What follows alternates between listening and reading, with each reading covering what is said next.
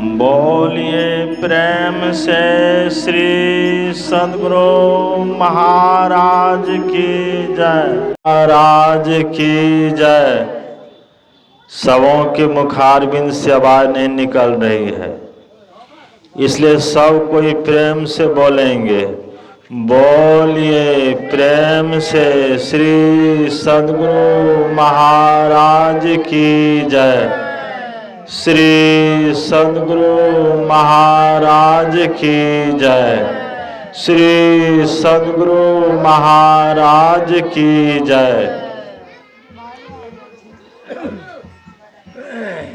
गुरु को कीजय दंडवत, कोटि कोटि प्रणाम। कीटन जाने भृंग को वह कर ले आप समान। सब धरती का गद करो, लेखनी सब बन रहे। सात समुद्र की मसी करो, गुरु गुण लिखा न जाए। गुरु को सिर पर राखिए, चलिए आज्ञा माय। कहे कविता दास को, तीन लोक डरनाय। खिले कमल के पंखुयों सम, नयन सुशोभित है अभिराम। महर्षि में ही विशाल बुद्धिवर, सादर बारंबार प्रणाम। महर्षि में ही विशाल बुद्धिवर, सादर बारंबार प्रणाम। बोलिए प्रेम से श्री सद्गुरु महाराज की जय। श्री सद्गुरु महाराज की जय। इस पवित्र स्थल पर पधारे हुए सभी गुरुजनों को मेरा नमन। सामान्य साधु समाज, परम आदरणीय धर्म प्रेमी सैनों तथा आदरणीय माताओं एवं भक्तिमती बहनों, आज जन्माष्टमी के शुभ अवसर पर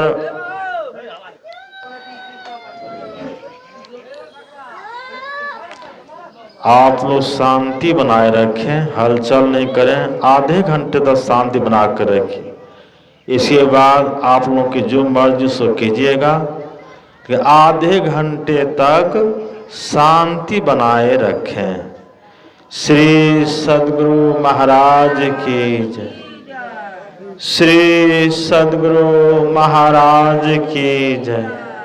बोलिए प्रेम से श्री सद्गुरु महाराज की जय। आज जन्माष्टमी के शुभ अवसर पर सुमन शर्मा जी ने सत्संग का आयोजन किया। सत्संग सब जगह नहीं होता है। जिसके ऊपर गुरु की कृपा होती है, परमात्मा की कृपा होती है, ईश्वर की मेहरबानी होती है, उसी के यहाँ उसी जगह सत्संग होता है। राम कृष्ण ईश्वर कोटि के देवता माने गए हैं। इसके दो रूप हैं, एक सगुण रूप, दूसरा निर्गुण रूप। निर्गुण रूप सुलभ अति सगुन जान नहीं कोय, सुगम अगम नाना चरित, सुनि मुनि मन भ्रम होय। सगुन में भ्रम होता है और निर्गुण में भ्रम नहीं होता है। गरुड़ को भ्रम हो गया,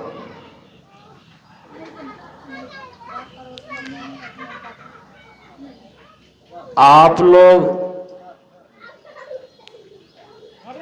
देखते हैं कि सगुन में अनेक तरह के रूप हैं। राम कृष्ण सगुन रूप में अवतार लिए। क्यों अवतार हुआ? कृष्ण का अवतार हुआ कंस वध करने के लिए। राम का अवतार हुआ रावण वध करने के लिए। दुर्गा का अवतार हुआ महिषासुर का वध करने के लिए। काली का अवतार हुआ चंडमुंड का वध करने के लिए। तो जहां नर शक्ति कारगर नहीं होती है, वहां नारी शक्ति कारगर होती है। नर के रूप में और नारी के रूप में कौन आए? वही जो एक ईश्वर है, एक परमात्मा है, जिसका न आदि है न अंत है, असीम है, अजन्मा है, अगोचर है, जो सर्वव्यापक है और सर्वता के भी परे हैं, जो सर्वशक्तिमान परमात्मा है, वही सगुण रूप में इस धराधाम पर आए। किस रूप में आए? राम के रूप में आए, कृष्ण के रूप में आए, दुर्गा के रूप में आए, काली के रूप में आए। सभी रूपों को उन्होंने धारण किया। धारण क्यों किया? दुष्ट का संहार करने के लिए और भक्तों का उद्धार करने के लिए। राम का अवतार हुआ तो दुष्ट का संहार किया। रावण जैसे अत्याचारी राक्षस का संहार किया। और कृष्ण का अवतार हुआ तो कंस जैसे अत्याचारी राक्षस का संहार किया और भक्तों का उद्धार किया। तो राम और कृष्ण ईश्वर कोटि के देवता माने गए हैं। केवल आप राम की मूर्ति बनाकर उसकी पूजा करेंगे, केवल आप कृष्ण की मूर्ति बनाकर उसकी पूजा करेंगे और राम कृष्ण की बातों को नहीं मानेंगे। साउंड जरा कम कीजिए, ज्यादा आवाज हो गया है। कोई आवाज बढ़ा दिया गया। पहले जैसा था वैसे रखिए जैसे था। श्री सद्गुरु महाराज की जय। राम कृष्ण की मूर्ति बनाकर उसकी मूर्ति की पूजा करते हैं। केवल मूर्ति की पूजा करेंगे और राम कृष्ण की बातों को नहीं मानेंगे तो कल्याण नहीं होगा। राम कृष्ण अपने जीवन काल में सत्संग करते थे। भगवान कृष्ण भी सत्संग करते थे, ध्यान करने का उद्देश्य बतलाते थे। भगवान राम भी अपने जीवन काल में सत्संग करते थे और ध्यान योग का उपदेश बतलाते थे, जिससे जीव मात्र का कल्याण हो। तो भगवान श्री कृष्ण ने उद्धव से कहा, हे उद्धव, पहले तुम मेरे सर्वांग शरीर का ध्यान करो, उसके बाद मेरे मुस्कान युक्त मुखारविंद का ध्यान करो, और अंत में शून्य ध्यान करो। शून्य ध्यान सबके मन माना, और तुम बैठो आत्म अस्थाना। यदि भगवान कृष्ण के दर्शन करने से ही, उनके रूप के दर्शन करने से कल्याण हो जाता, तो ध्यान करने का उद्देश्य लोगों को क्यों बतलाता, ध्यान करने का भेद क्यों बतलाता, उद्धव से क्यों कहता कि मेरे मुस्कान युक्त का ध्यान करो, मेरे सर्वांग शरीर का ध्यान करो, क्यों बतलाता। भगवान श्री कृष्ण ने उद्धव से कहा और अर्जुन से कहा कि अर्जुन, तुम मेरे जिस रूप को देख रहे हो, यह मेरा असली रूप नहीं है, यह माया रूप है। अब माया रूप के दर्शन करने से पूर्ण कल्याण नहीं होगा। अर्जुन को कृष्ण भगवान ने विराट रूप का दर्शन कराया, और अर्जुन ने विराट रूप का दर्शन किया। तो भगवान श्री कृष्ण ने अर्जुन से कहा, अर्जुन, यह विराट रूप मेरा माया रूप है, असली रूप नहीं है। असली रूप का दर्शन तुम अपने आप से करोगे, यानी जीवात्मा से ही असली रूप का दर्शन होगा। और इस आंख से जो दर्शन हो रहा है, यह माया रूप का दर्शन हो रहा है, असली रूप नहीं है। माया रूप एक समान रहने वाली नहीं है। आवे जैसो माया साधो, आवे जैसो माया। भगवान राम आए, शरीर धारण किए, चले गए, वह रूप अभी नहीं है। उस रूप की लोग पूजा करते, मूर्ति बनाकर पूजा करते।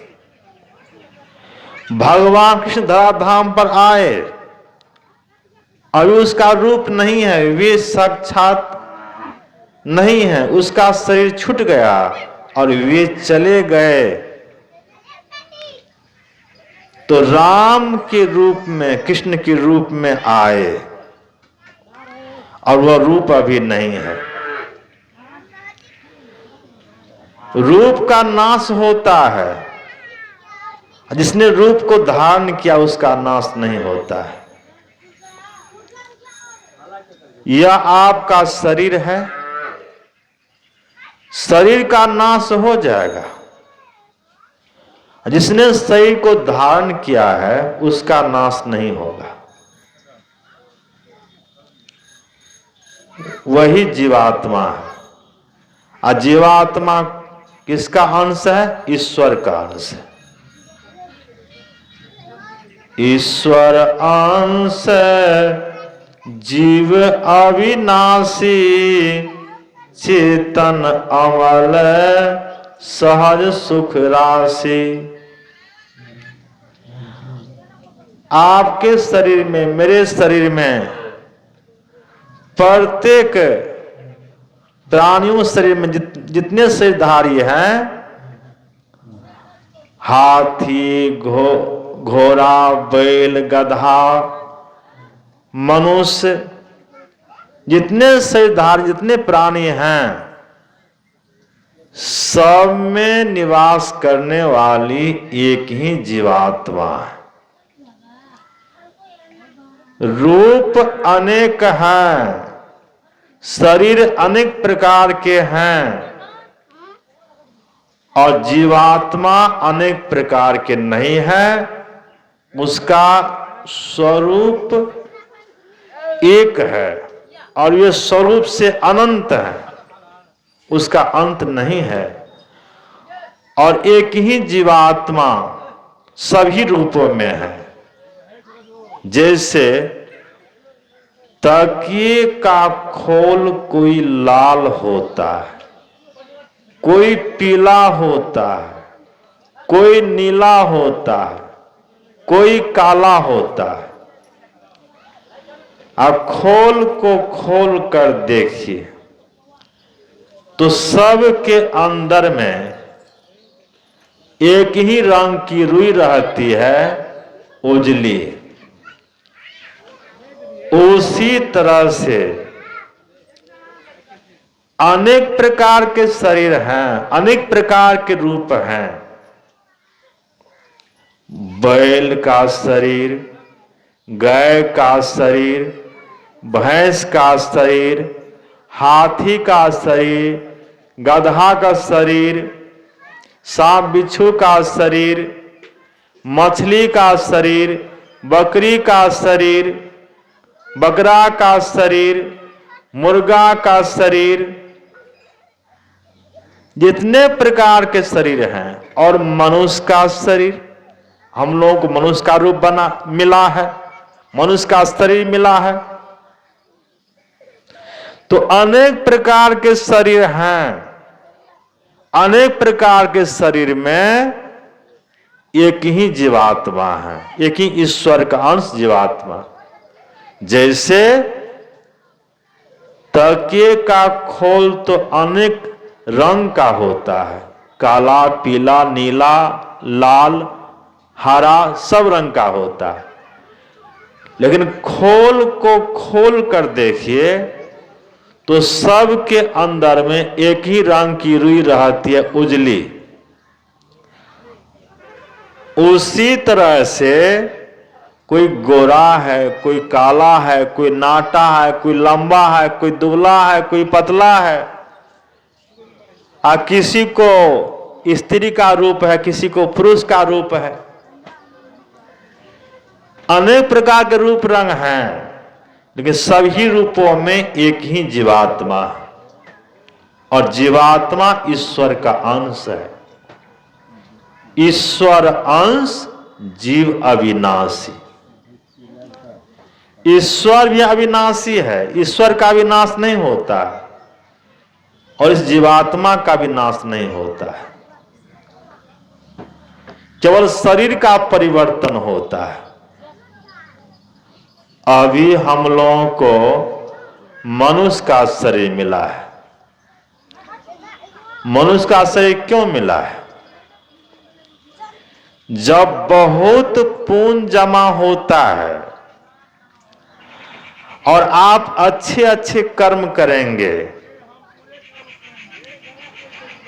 अच्छे अच्छे कर्म करने से जो पुण्य जमा होगा, बहुत पुण्य जमा होने पर परमात्मा कृपा होती है और तब मनुष्य का शरीर मिलता है। गाय दूध देती है, वह भी पुण्य जमा करती है, उसका दूध हम लोग पीते हैं। भैंस का दूध सेवन करते हैं। तो अनेक जितने शरीरधारी हैं, गाय का शरीर, भैंस का शरीर, उसका दूध हम लोग पीते हैं, उसका पुण्य जमा हो रहा है। एक दिन उससे भी मनुष्य का शरीर मिलेगा। तो हम लोग बहुत पुण्य जमा किए तो आज मनुष्य का शरीर मिला। मनुष्य का शरीर तो बहुतों को मिला है, शरीर मिलने से क्या होगा? मनुष्य का शरीर तो मिल गया, सत्संग नहीं मिला, गुरु का ज्ञान नहीं मिला, संत का दर्शन नहीं हुआ, तो आप बरभागी नहीं हुए। गुरु का ज्ञान मिला, सत्संग मिला, संत का दर्शन हुआ, गुरु की युक्ति मिल गई, ध्यान योग आप करने लग गए, तो आप मनुष्य पाकर बरभागी हो गए। तब हुआ बड़े भाग मानुष तन पावा। अब मनुष्य शरीर में रहकर आप मनुष्य शरीर में हैं, आपका जीवन जानवर की तरह, गधा की तरह, कुत्ता की तरह, बैल की तरह आपका जीवन जा रहा है, बेकार जा रहा है। तो मनुष्य शरीर पाने से लाभ नहीं हुआ, आप बरभागी नहीं हुए।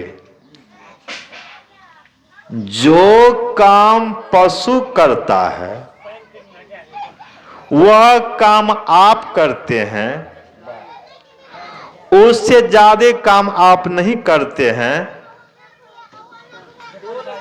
तो पशु में और आप में कुछ अंतर नहीं है। खाना पीना सो जाना यह सब है पशु समाना जी। केवल आप खाते हैं, पीते हैं, सोते हैं, बाल बच्चा पैदा करते हैं और बाल बच्चे के निर्वाह में लगे रहते हैं, सत्संग से दूर रहते हैं, भक्ति से दूर रहते हैं, गुरु के ज्ञान से दूर रहते हैं, गुरु की सेवा से दूर रहते हैं, संत की सेवा से दूर रहते हैं, तो पशु में और आप में कुछ अंतर नहीं है। तब बड़े भाग नहीं हुआ। आप मनुष्य पाकर आप अभागे हैं, आपका भाग फूटा हुआ है। फुटले मनुष्यवा के भाग गुरु गम नाही लही। यदि आप सत्संग नहीं करते, यदि आप संत की सेवा नहीं करते हैं, यदि आप सत्संग में नहीं जाते हैं, तो आपका भाग फूटा हुआ है। और यदि आप सत्संग में जाते हैं, गुरु की सेवा करते हैं, संत की सेवा करते हैं, गुरु का ज्ञान आपको मिल गया है, तो आप का बड़ा भाग है, और नहीं तो अभागे है। तो केवल हम लोग भगवान कृष्ण की मूर्ति बनाकर उसकी पूजा करेंगे, भगवान राम की मूर्ति बनाकर उसकी पूजा करेंगे, अब भगवान कृष्ण की बातों को नहीं मानेंगे, भगवान राम की बातों को नहीं मानेंगे, तो कल्याण नहीं होगा। भगवान राम ने कहा सबरी से, नवधा भक्ति कहूं तो ही पाही, सावधान सुनु धरु मन माही। सबरी, मैं 9 प्रकार की भक्ति का वर्णन करता हूं, तुम सावधान होकर सुनो और मन में धारण करो। प्रथम भक्ति संतन कर संगा, प्रथम भक्ति संत का संग है। भगवान राम तो साक्षात सबरी के सामने उपस्थित थे, तो भगवान राम ऐसा भी कह सकते थे कि प्रथम भक्ति राम कर संगा। राम का संग हो गया, प्रथम भक्ति हो गई। भगवान श्री कृष्ण भी ऐसा कह सकते थे, तो प्रथम भक्ति कृष्ण कर संगा। तो भगवान कृष्ण भी अपने जीवन में ऐसा नहीं कहा, उन्होंने ध्यान योग का उपदेश दिया। तो भगवान राम ने कहा प्रथम भक्ति संतन कर संगा। प्रथम भक्ति संत का संग है। जिन्होंने संत का संग कर लिया तो भक्ति का आरंभ कर दिया, और संत का संग नहीं किया तो भक्ति का आरंभ नहीं किया। तो संत कौन? केवल संत का वेश है, और संत की रहनी नहीं है तो वे संत नहीं है। संत का वेश बना लेने से कोई संत नहीं हो सकते हैं।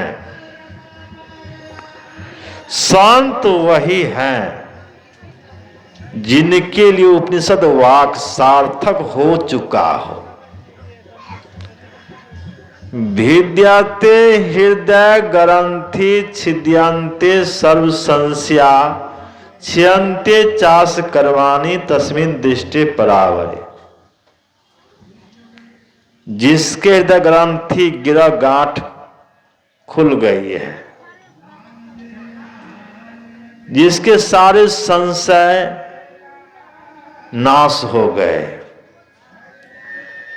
जिनके सारे कर्म बंधन जल गए, जिनकी दृष्टि परस्पर परमात्मा देखने लग गई,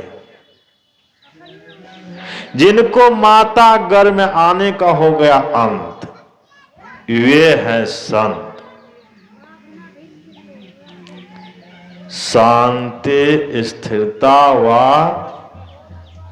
निश्चलता कहते हैं। अशांति को जो प्राप्त कर लेते हैं वे संत कहलाते हैं। शांति स्वरूप सर्वेश्वर जानो, शब्दातीत कही संत बखानो। शांति स्वरूप सर्वेश्वर है, परमात्मा। जिन्होंने परमात्मा को प्राप्त कर लिया,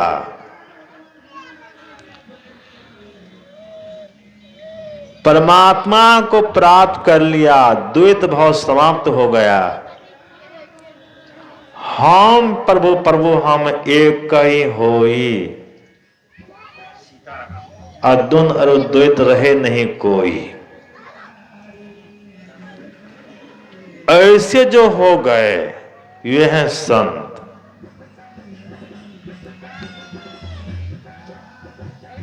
नदी का जल,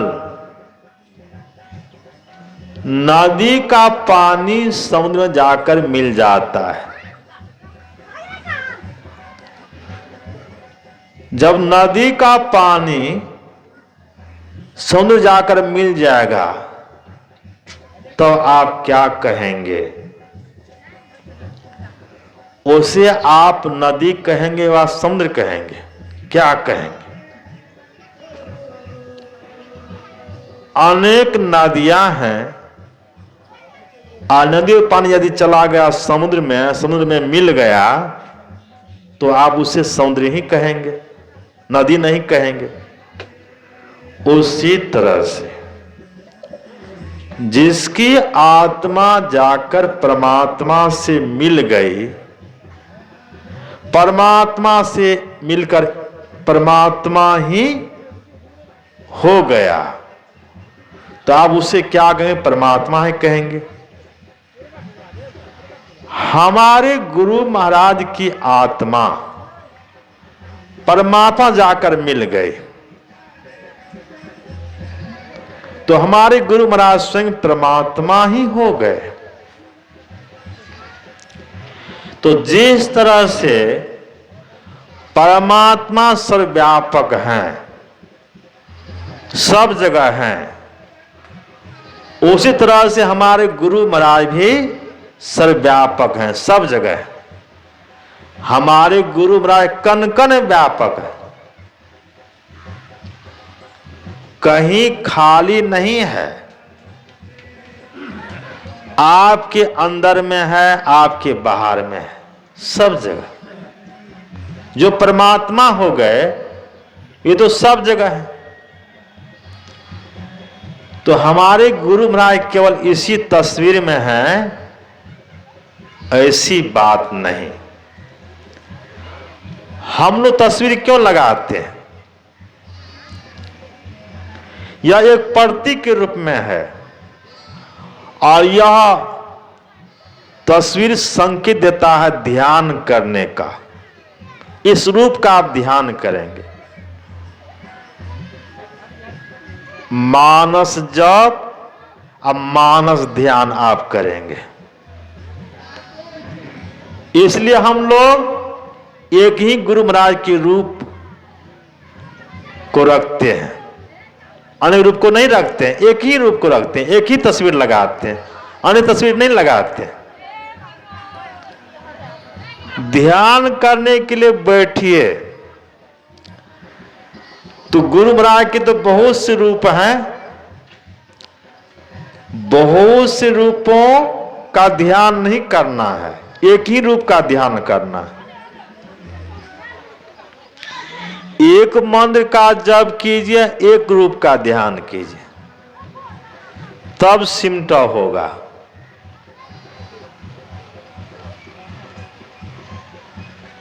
मानस जप करने से सिमटा होता है, उसके बाद मानस ध्यान करने से सिमटा होगा। एक ही रूप का ध्यान कीजिए, उसमें सिमटा होगा। तो पहले सर्वांग सही का ध्यान कीजिए, उसके बाद उसके मुखारविंद का ध्यान कीजिए, और अंत में शून्य ध्यान कीजिए। रूप के बीच में, उसके चेहरा के बीच में दृष्टि को टिकाइए, एक कीजिए। निहारो यारो गुरु मूर्ति की ओर, आ गुरु मूर्ति सुरति बिच निरखो, तब उर होत इंजोर। गुरु के रूप को देखिए और रूप के बीच में निशाना कीजिए। रूप के बीच में एक टक से देखिए, तब होत इंजोर, तब आप रोशनी देखेंगे। प्रथम ही धारो गुरु को ध्यान, हो सोति निर्मल हो बिंदु ज्ञान। दो नैना बीच सन्मुख देख, एक बिंदु मिल दृष्टि दौरेख। सुख मन झलके तिल तारा, निरख सुरत दसवीं द्वारा। ज्योति मंडल में अचिरज ज्योत, शब्द मंडल अनहद शब्द होत।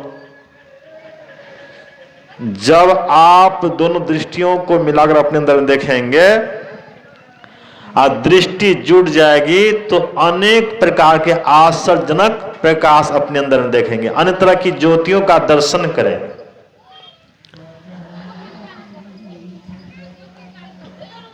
दो नैना बीच सन्मुख देख, एक बिंदु मिले दृष्टि दौरे, सुख मन झलके तिल तारा, निरख सुरत दसवीं द्वारा।